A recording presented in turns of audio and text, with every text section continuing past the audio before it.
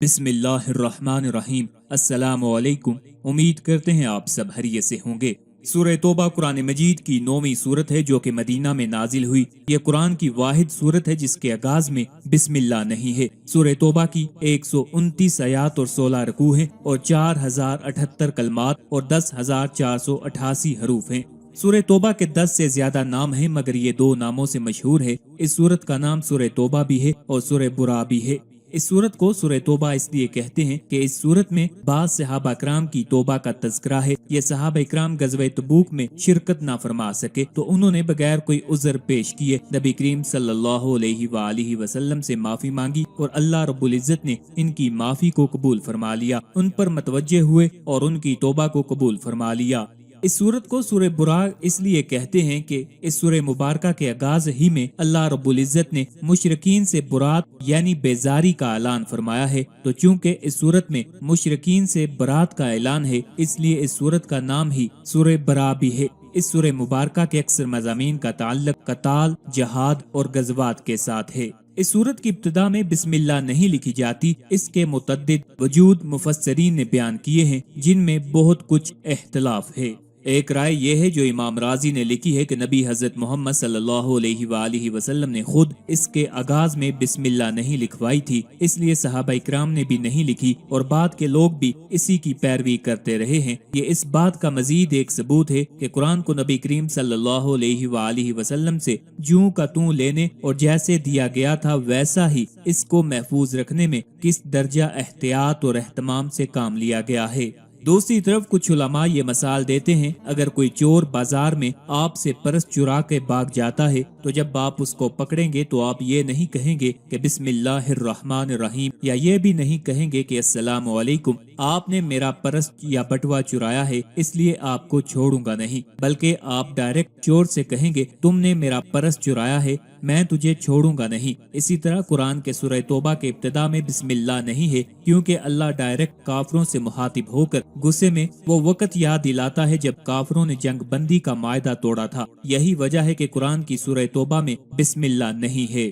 حضرت علی المرتضی رضی اللہ تعالیٰ عنہ سے روایت ہے کہ نبی کریم صلی اللہ علیہ وآلہ وسلم نے ارشاد فرمایا، منافق سورہ ہود، سورہ برات یعنی کہ سورہ توبہ، سورہ یاسین، سورہ دخان اور سورہ نبا کو یاد نہیں کر سکتا۔ حضرت جابر بن عبداللہ رضی اللہ تعالیٰ عنہ فرماتے ہیں جب سورہ برات نازل ہوئی تو حضور صلی اللہ علیہ وآلہ وسلم نے ارشاد فرمایا، میں لوگوں کی خاطرداری کے لیے بھیجا گیا ہوں۔ حضرت عطیہ حمدانی رضی اللہ تعالیٰ عنہ فرماتے ہیں حضرت عمر رضی اللہ تعالیٰ عنہ نے لکھا کہ تم خود سورہ برات یعنی سورہ توبہ سیکھو اور اپنی عورتوں کو سورہ نور سکھاؤ۔ سورہ توبہ میں جو بعض اسباق بیان کیے گئے ہیں ان میں سے مدرجہ ذیل یہ ہیں، اللہ کو کسی کی ضرورت نہیں، یہ اسلام ہر کچے پکے مکان میں داخل ہو کر رہے گا، ہم کو اسلام کی ضرورت اور اللہ کی مدد کی ضرورت ہے۔ اس صورت میں بتایا گیا کہ توبہ کا دروازہ کھلا ہے۔ مشرکین مکہ اس صورت کے نازل ہو جانے کے بعد ایک دن بھی مکہ اور حرم میں نہیں رہ سکتے اور یہ حکم علی رضی اللہ تعالیٰ عنہ نے پڑھ کر سنایا۔ اگر کوئی عہد و پیمان کسی ضرورت کی بنا پر غیر مسلمین سے کیا جائے تو کوئی حرج نہیں۔ اگر عہد و پیمان توڑ دیا جائے تو اعلان جنگ کیا جائے گا اور اگر کسی مسلمان کو تکلیف پہنچی تو اسے خیانت اور دھوکہ سمجھا جائے گا۔ مسلمان ایک دوسرے کے بھائی ہیں لہٰذا تمام معاملات میں نرمی اور اخوت برقرار رکھیں، اگر کوئی تکلیف میں ہو تو اس کی مدد کریں۔ اشہر حرم یعنی حرمت والے مہینے کی تعین کی گئی اور وہ رجب، ذوالقعدہ، ذوالحجہ اور محرم ہیں، لہٰذا ان مہینوں میں جنگ حرام ہے۔ اللہ کی حکمت ہے کہ وہ بندوں کو غلبہ و شکست، قوت و ذلت سے آزماتا ہے، ورنہ اگر ان کو ہمیشہ غلبہ و نصرت ملتی رہے تو وہ بغاوت اور تکبر کریں گے۔ اہل کتاب کے کفار سے قتال کا حکم اس لیے دیا گیا کہ وہ دین پر کما حقہ ایمان نہیں رکھتے، جبکہ اللہ نے وہ دین ان کے لیے نہیں پسند کیا اور وہ دین اسلام سے منسوخ ہے۔ اہل کتاب محمد صلی اللہ علیہ وآلہ وسلم کی رسالت کا انکار کرتے ہیں اور عزیر علیہ السلام اور مسیح علیہ السلام کی الوہیت کا دعویٰ کرتے ہیں۔ خزانوں کے جمع کرنے سے منع کیا گیا کیونکہ مصلحت عامہ پر اس سے نقصان لازم آتا ہے۔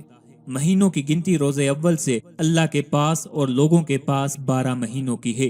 مکہ مکرمہ میں جہاد کرنا حرام ہے، خود اللہ کے رسول کے لیے بھی حرام کر دیا گیا۔